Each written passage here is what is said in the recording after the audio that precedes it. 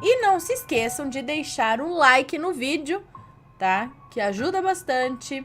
Muito bom deixar o like se você gosta do canal, gosta de mim, gosta dos relatos e tudo mais. Não esquece de deixar um joinha no vídeo, tá bom?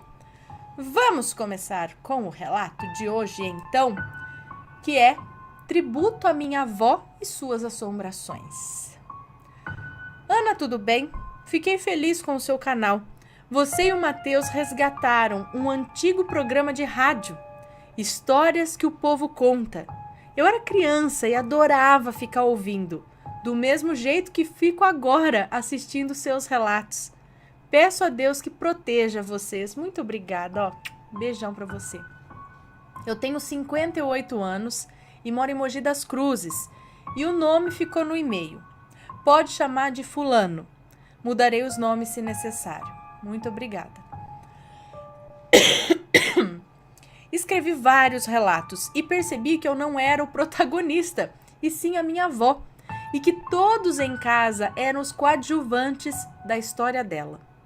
Peço desculpas se o relato ficar longo. Foi muito bom para mim escrever. Foi como se ela estivesse aqui do meu lado. Ela nasceu em 1923, em São Paulo. Sua mãe espanhola, de Madrid, e seu pai português, de Trás-os-Montes. Ele se chamará aqui Delfim e ela Edith. Foi a primeira maledite na vida dele. Foi a primeira maledite na vida dela. Vou chamá-lo de Delfim, é isso? E ela de Edith? Ela foi a primeira maledite na vida dele, não sei. Em 1924, durante a Revolução, Delfim morreu vítima de um estilhaço de granada que entrou pela janela. Ele morreu sentado à mesa de jantar, com a família em volta. Gente, peraí. Ele morreu durante a Revolução. Vítima de um estilhaço de granada que entrou pela janela. Ele estava sentado à mesa de jantar com a família em volta. A esposa, a filha mais velha, o filho e a caçula, minha avó, em seu colo.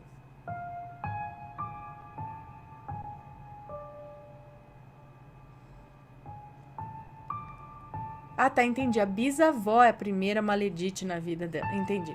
Credo, gente. Ai, que ruim. Passado algum tempo, Edith conheceu Gabriel, outro português. Ou maledite, né? Outro português, casado, que largou a família para viver com ela.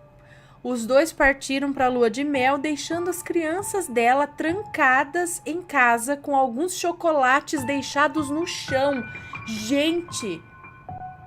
Olha, eu até zoei esses dias, assim, brincando aqui em casa, que alguém perguntou, mas você vai levar o Vitório? Eu falei, não, vou deixar em casa, eu deixo as comidas pro chão. Aí, olha isso, a gente brinca, né, achando que é uma coisa, e tem gente que faz. Então eu vou ler de novo. Passado algum tempo, Edith conheceu Gabriel, outro português, casado, que largou a família para viver com ela. Os dois partiram para a lua de mel, deixando as crianças dela trancadas em casa com alguns chocolates deixados no chão. As crianças começaram a chorar. Os vizinhos arrombaram a porta e levaram as crianças para o avô, o pai da Edith. Esse casado, segunda vez e com vários filhos, não podia ficar com os três. Dessa forma, os dois mais velhos foram mandados para uma instituição e a minha avó para a casa do tio do pai dela, o vô José e a avó Zilda. Eles tinham duas filhas mais velhas que a minha avó, tia Lírio e tia Jasmim. Eles tinham duas filhas mais velhas, que é a minha avó, a tia Lírio e a tia Jasmim. É isso? Ah, não. Eles tinham duas filhas mais velhas do que a minha avó, a tia Lírio e a tia Jasmim. Entendi. O tio José ganhou uma sombra. A minha avó que o seguia por todos os lados. E ele gostava muito dela. Ele era muito bom. E eu fui batizado com o nome dele. A Zilda já era diferente, não gostava muito da minha avó e ela teve que trabalhar muito. A Edith tentou pegar minha avó de volta, mas ela não quis voltar.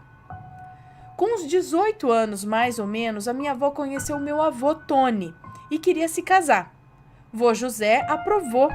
A Zilda de jeito nenhum. Lírio, a mais velha, já era casada e Jasmim tinha que ser a próxima. E a minha avó não podia casar antes. O vô José bateu o pé e a minha avó se casou e a tia Jasmim morreu solteira. Com a idade, o vô José precisava fazer dieta. Zilda seguia a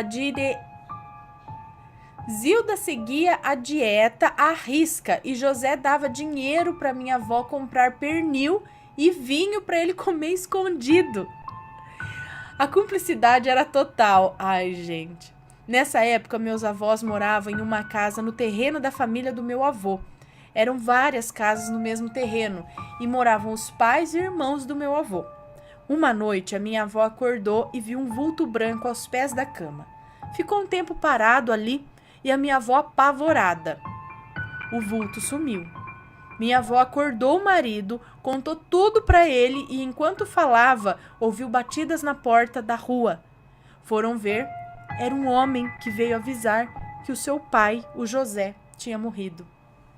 Acredito que o vulto era ele que veio se despedir dela. As cunhadas eram um terror. Tratavam mal a minha avó. Afinal, ela era filha da Edith, né? Que roubou o marido da outra. Para elas, a minha avó não prestava. Chegaram ao ponto de o marido de uma delas ser mandado bater na porta da casa dos avós para ver se a avó abria a porta e assim declarar o adultério. Gente, meu avô partiu para cima do cunhado e depois meus avós mudaram-se dessa para uma casa de quarto e cozinha que eles construíram. Era o paraíso da minha avó. Tinha criação, uma horta, era perfeito para ela. Porém, meu avô caiu doente, fraco, não conseguia se levantar da cama. Minha avó começou a costurar para ganhar o sustento dos três. Isso mesmo, nasceu a minha mãe em 1943. Um dia, minha avó foi buscar costura na casa de uma cliente e a cunhada, tia Lena, a acompanhou. Minha avó com um saco de costura, minha mãe no colo e a tia Lena xingando a avó de tudo quanto era nome, de vagabunda para baixo. Por quê, gente? Tudo na vida tem limite, né? Minha avó colocou o saco de roupa no chão, acomodou minha mãe perto de um muro e partiu para cima da tia Lena. E a tia era mais alta. Minha avó rasgou o vestido da tia de cima a baixo, deixou a tia de roupa íntima à mostra. Pegou o saco e a minha mãe e foi para a casa dela. Anos mais tarde, depois da morte dessa tia, nunca conseguimos ir ao seu túmulo. Sempre nos perdíamos. Pegávamos o mapa e nunca achamos a campa. Com o tempo, desistimos de tentar. A raiva foi além do túmulo. Meu avô melhorou e voltou a trabalhar. Minha avó nunca mais quis parar. E a minha mãe ficava com um vizinho, um parente, e até com a Edith. Só que ela era terrível, enlouquecia a todos. Era só arte e a minha avó só recebia reclamações. A minha mãe foi crescendo e muito namoradeira. E aí apareceu grávida. Edith começou a dizer que ela tinha que casar e que não podia ficar assim. O pai da criança estava em apuros porque a minha mãe era menor de idade e quis casar rapidinho para não ser preso. A minha mãe perdeu a criança e sofria muito nesse casamento. A minha avó providenciou o desquite e levou a minha mãe para casa. Algum tempo passou e a minha mãe conheceu o meu pai. Guardou segredo do seu passado e tudo foi bem, até o meu pai querer casar. A verdade teve que aparecer. Minha mãe não poderia se casar. A lei não permitia. Meu pai disse que amava minha mãe e eu nasci em 1961. Depois, em 1963, quando a minha mãe estava grávida da minha irmã, meu avô vendeu a casa que a minha avó adorava e pegou mais um dinheiro que recebeu de herança, deu para o meu pai começar a vida de casal com a minha mãe. Papai agradeceu o dinheiro e se casou com outra mulher. Cara! Papai agradeceu o dinheiro e se casou com outra mulher. Deixou meus avós com 2 crianças e a minha mãe para sustentar e morando em casa alugada na zona leste de São Paulo. Que filho da mãe! Desculpe. Nessa casa eu falava muito com o vô Delfim. O vô Delfim? Nessa casa eu falava muito com o vô Delfim, o pai da minha avó, e nunca vi mal nisso. E ele era legal e gostava de conversar comigo. Era só ir para a sala de casa e ficar com ele. Ele estava sempre lá. Foi tudo bem até o dia que ele me deu um dinheirinho de presente. A minha avó quis saber quem é que tinha dado o dinheiro e eu falei que tinha sido o vô Delfim. O tempo fechou. Minha avó falou que eu não podia falar com o vô Delfim, porque ele tinha morrido. Então, eu suspeitei desde o princípio, né? Porque ele tinha morrido. Tinha uma foto dele na sala. Um oval, parecido com os quadros do seu cenário. Um porta-retrato oval, assim. Pra mim, era real. Era material. Ele falava comigo. O vô Delfim sumiu da sala. Nunca mais falei com ele. Tempos depois, herdei essa foto dele da minha avó e guardo com carinho, só que ele não fala mais comigo. Gente, mas era a foto que falava ou ele estava lá? Ele estava sentado lá. Era só ir para a sala de casa e ficar com ele. Ele estava sempre lá. E ele te deu um dinheirinho de presente? Mas foi material o dinheiro? Gente, que loucura, que legal. Bom, era muito pequeno e com a saúde debilitada. Eu tinha febre reumática e os pediatras não descobriam que doença eu tinha. Fiz todo tipo de tratamento espiritual, cirurgias com Zé, não sei como fala o nome dele, Arigó? Enfim. É um médium famoso, sim, mas eu sempre que vejo o nome dele, eu baqueio na pronúncia. Eu não sei direito como pronuncia Arigó. Enfim, um médium famoso, o espírito marinheiro, benzedeiras, umbanda e outros. Até que um dia, com pouco mais de 2 anos, apareceu um médico. Passou pelo corredor do hospital, olhou para mim, me levou até o seu consultório e descobriu o que eu tinha e começou o tratamento. Uma vez estava com muita febre e a minha avó correu para o hospital. Eu estava muito mal e o médico que atendeu o plantão disse que não podia fazer mais nada e mandou a minha avó embora. Acho que ele esperava que eu morresse em casa. Isso foi na década de 60. Antes de sair, o médico disse se a minha avó tinha alguma fé. Era a hora de procurar ajuda nessa área. Eu não ficava mais em pé, eu ficava só no colo. Ela saiu do hospital direto para a Igreja do Cristo Rei, em São Paulo. Disseram para ela que tinha um padre que benzia lá. Quando chegamos, o padre disse que quem abençoa é Deus, mas que ela podia ir até a igreja e que andasse diante das imagens dos santos e se eu gostasse de alguma, que acendesse uma vela e pedisse a intercessão do santo. As imagens eram enormes e eu morrendo de medo delas, mas encontrei a imagem de São Benedito, enorme como as outras, só que ele carregava um bebê, o menino Jesus, e tinha tanta ternura naquele rosto que pedi para minha avó parar ali. Ela acendeu a vela e saí de lá andando, sem febre e brincando, e falando com ele. O legal era que ele falava comigo. São Benedito? Falava? O legal é que ele falava comigo. Um tempo depois eu precisei engessar a perna. O gesso ia da barriga até a ponta dos dedos do pé. Deitado no banco de trás do carro com a minha avó dirigindo, ouvi a voz do santo. dizendo para ficar calmo, que o carro ia quebrar, ia ser assustador, mas não aconteceria nada. Dito e feito, o carro começou a soltar uma fumaceira. Minha avó saiu gritando e me tirando do carro do jeito que dava. E era gente com extintor para todo lado. Ninguém se machucou. E depois de um tempo eu não ouvi mais a sua voz. Eu morro de saudades, mas às vezes tenho intuições e ideias que surgem do nada, como se alguém soprasse no ouvido. A minha avó era pau para toda obra. Cozinhava, costurava, ensinava corte e costura, era motorista, benzia gente de quebranto e sol na cabeça e por aí ia. Ela era médium,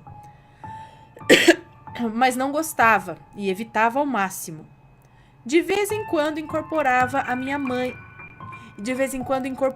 E a minha mãe ajudava. Outra médium, né? E que também não gostava disso. Eu acho que a mediunidade era de família.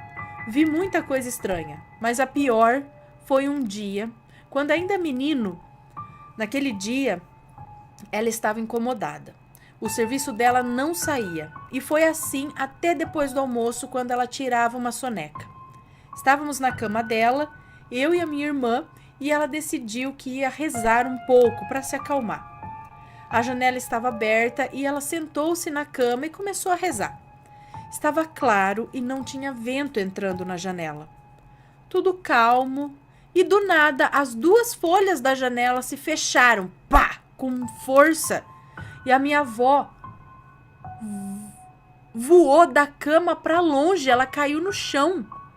Nos assustamos, fomos ver o que aconteceu com ela e a vimos levantando do chão, dizendo que não tinha acontecido nada. Mas eu vi no seu rosto marcas vermelhas de uma mão.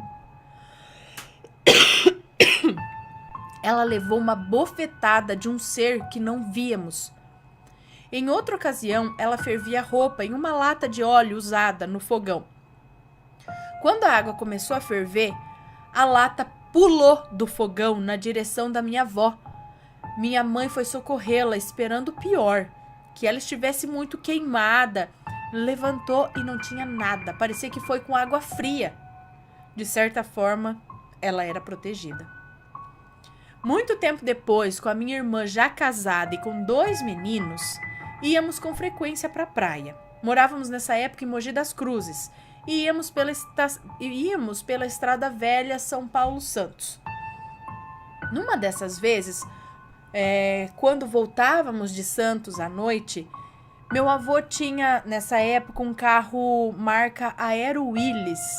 Não conheço. Aero Willis.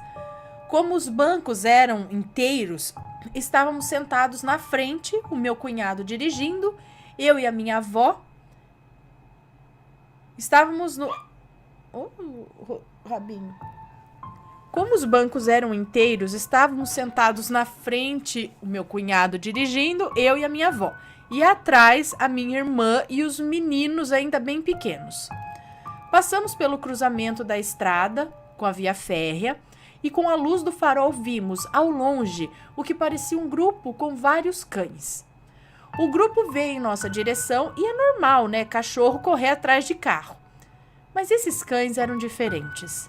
Eram enormes e com olhos vermelhos. Eu achei que fossem se jogar no para-brisa do carro. Fui abençoado com a empatia. Sinto as emoções dos outros e pude perceber que a coisa estava feia. A minha avó agarrou-se com um crucifixo que ficava no painel do carro e o meu cunhado ficou branco como um papel.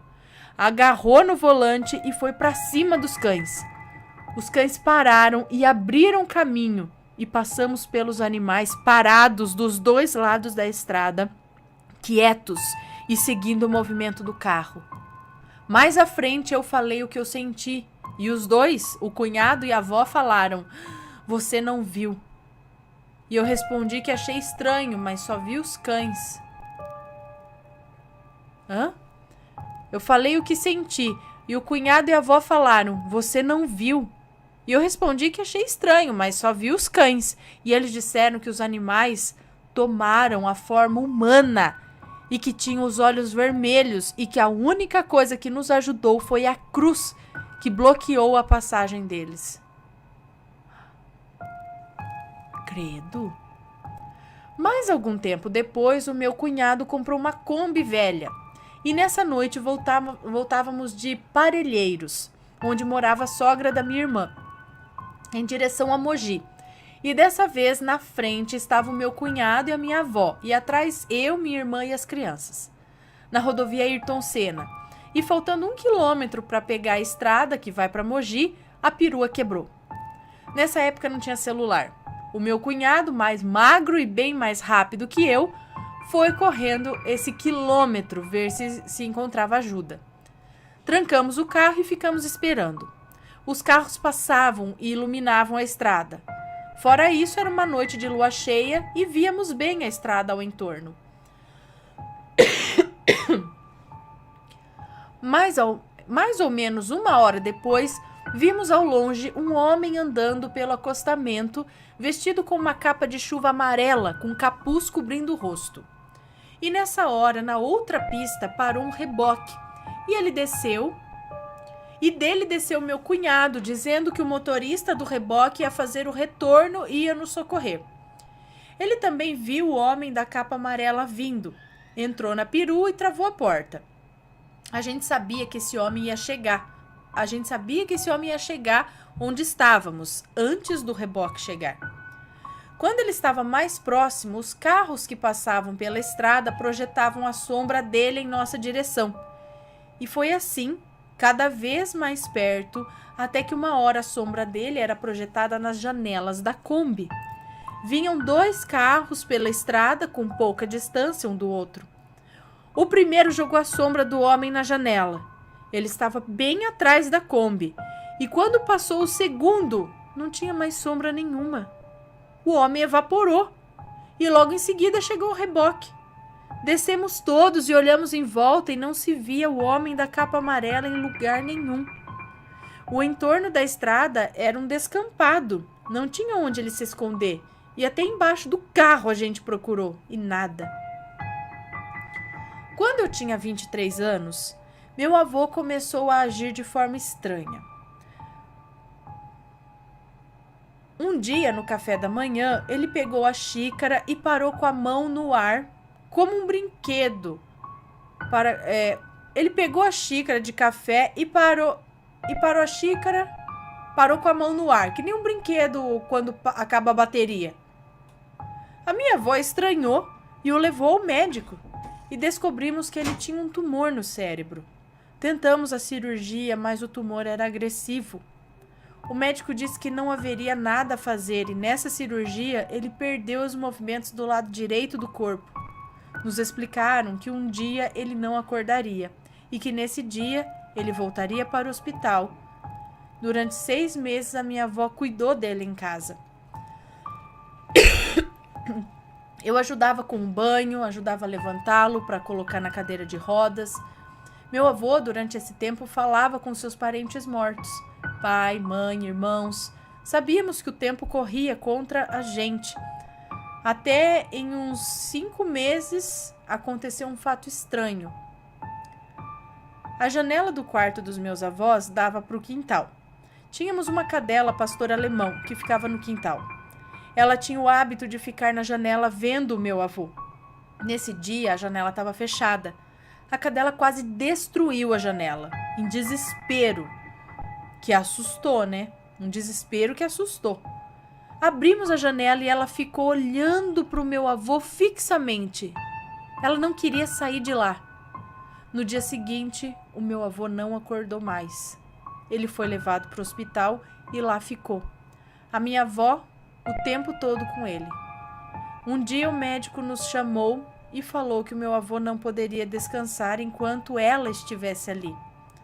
Mesmo em coma, ele se preocupava com ela. Nesse momento tenho lágrimas nos olhos enquanto escrevo esse relato. Conseguimos, com muito custo, levá-la para almoçar em um restaurante em frente ao hospital e quando voltamos, ele tinha descansado. Acabou a jornada dele. Ela, forte como uma rocha, cuidou do funeral. Aos 29 anos eu me casei. Minha avó gostou da minha mulher na primeira vez que a viu. Logo depois ficamos grávidos, minha mulher cuidava da gestação e eu, com a minha empatia, enjoava de manhã. Minha mãe vivia com o meu padrasto já há muito tempo e, por meio dos advogados de uma igreja evangélica que ela frequentava na época, conseguiu o divórcio e assim ela poderia se casar com o meu padrasto. Nessa época tive uma intuição forte que eu não veria a minha avó partir desse mundo. E tempos depois fizemos o casamento da minha mãe, a minha avó estava feliz, e 2 dias depois ela fez a barra. 2 dias depois ela fez a barra em 40 fraldas para o meu filho que ia nascer. Eu estava doente e não saí da cama nesse dia. Ouvi ela costurando. Nessa noite ela passou mal. Ela morava com a minha irmã na casa embaixo e eu na parte de cima, em um apartamento. Meu cunhado me ligou de madrugada e disse que ia levá-la ao hospital. Eu não tive oportunidade de vê-la. Ela morreu no caminho. Uns dias depois do funeral, sonhei com ela. E ativa como sempre, com 1000 coisas para fazer. Eu pedi a ela que parasse e me ouvisse. Disse a ela que era o tempo dela descansar e que nenhuma preocupação do mundo devia perturbá-la. Ela olhou-me com carinho e eu acordei. Mais uns dias meu filho nasceu prematuro. Minha mulher estava entrando no 6º mês. Meu garoto viveu mais 30 dias e também partiu. Eu ainda acredito que a minha avó resolveu todas as coisas, casou todos os seus. Minha mãe foi a última e, sabendo que meu filho iria para o mundo espiritual, ela correu à frente para recebê-lo lá e poder cuidar dele. Ana, desculpe que o relato ficou gigante, não consegui fazer menor, é um tributo que faço a ela. Espero que possa ser lido um dia. Obrigada e abraço a você, o Mateus e todos os assombrados. Muito obrigada pelo seu relato, por nos contar a sua história e a história da sua avó. Realmente uma família, foi uma família de sensitivos, cada um de sua forma, né? Mas muito, muito legal, assim, muito interessante, né? Todas as passagens aqui. Muito obrigada. Os assombrados também agradecem. E, por enquanto, é isso, pessoal. Este foi o relato. Não se esqueçam de deixar o seu like no vídeo. E à noite a gente...